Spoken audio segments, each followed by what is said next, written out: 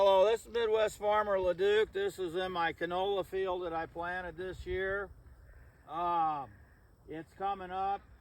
Basically, after we planted it, it was about 2 or 3 weeks, we got a ½ inch of rain. Some of the canola, there was enough moisture that I was able to pull up. When I plow this ground, I worked it down right away so I wouldn't lose the moisture. And that takes some time. I also leveled the field out so we didn't have no ponding of water, so this would be well drained.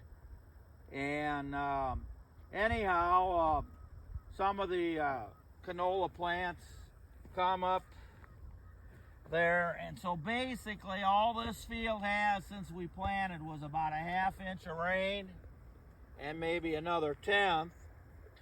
But in this bare ground, and there was some spots of it, but pretty much filling in. And to be honest about it, as the heat comes in on the ground, it's pulling the moisture up out of the ground. But there's other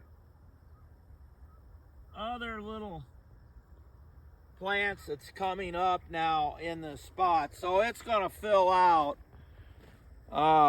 quite a bit. If Lisa, if you can get this down here, you can show where the canola is coming up now with it. So they're going to blend in, and it should be pretty much even part of it being on there. Now this here is just a plain velvet leaf weed. Oh, whoops. And so it'll die over the winter and stuff like that. And so that's what's showing up here. There was a lot of them in there. And that's what I worked, when the weeds was coming up, I worked on it.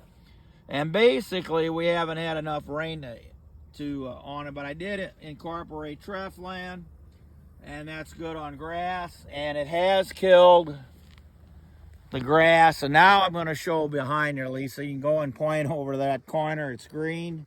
That's the grass, and basically that's where they missed it with the sprayer. And so we kind of call them check strips. So you can see that actually the chemical did work. It was Treflan. Put 1.5 pints the acre. I hit it with the field cultivator and a rolling basket, and we planted the canola with the fertilizer. We had fertilizer put down earlier for corn, and then we put another 200 pounds of fertilizer on, potash and DAP, which is 1846O. So there was some nitrogen with that. I had some nitrogen down, DAP on earlier, and with some sulfur in it, with ammonia sulfate. And my goal is that with the corn is I always hit fertilizer twice. So I didn't have all my nitrogen, or had very little nitrogen out here. So when I didn't plant the corn, that didn't go to waste. And but I had some sulfur with that. And so anyhow, we've got a good enough stand here, so we're hoping on that part. I just working on my combine because this canola seed, we have to have a pretty tight combine because that's almost like water. That seed is so small. So I have experience with this. Not the first time I did this canola. I actually did it 30 years ago when it came out the first time. But now we have a lot more chemicals, a few other things going for us. And ADM gave us a pretty good deal on pricing, so it gives us the opportunity to go with it. But since I didn't plant wheat in the last 3, we kind of got, a lot of farmers quit raising wheat because it's too much management to get to 100 bushel. They're wanting to put, a double crop in it. I am planning on putting double crop beans in it. Of course, I know the price of beans are not any good, and right now, and basically for some farmers, they're losing money on growing beans if they don't make a certain amount of yield.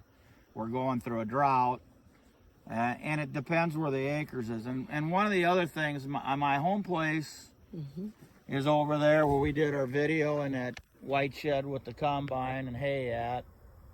That's a mile away, and we didn't hardly get more than 1/10 of rain over there, and then we got a ½ inch of rain here. So I mean, the rains are totally there, but when we do get big rains, we get hard rains. And part of the reason that I'm doing this, they're talking about severe storms coming, so we can't get a normal rain out. So we've been getting one or the other. So our hay hasn't grown. We haven't got no fourth cutting hay. If you can shine out over that part of it there, that hay hasn't grown for 3 months almost, part of it. So that's, you know, considering the end of October here coming up fast.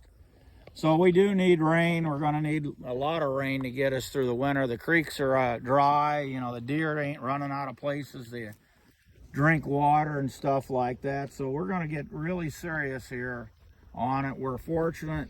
We've had some combines that started some fires, and the combines didn't burn up, but we had a few fields that got on in the area, not this area, type of thing. So anyhow, we just been very lucky that on that part of it. So right now, later corn ain't drying because the corn actually hasn't,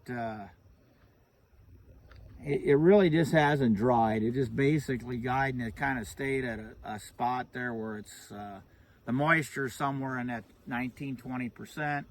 A little bit later corn. The earlier corn was extremely dry, almost dry enough to be dry. So on that part of it, we thank everybody for going in. I am going to have Lisa, if she can find the pictures when I was plowing. I have them. In the very back of this field here, cutting up in the center here was the furrow. I was getting stuck at the other end part of it. So that's why I didn't plant corn, because if I tried to get that corn planted at the time there and plant it in wet ground, and then it rained one time real hard, and then it turns hot and dry, the corn just didn't do good last year. So my corn's doing a lot better this year. Some of it's doing better than I ever had it before. So it's just timing, you know, on that part of it. Thank you, everybody. We'll see you later.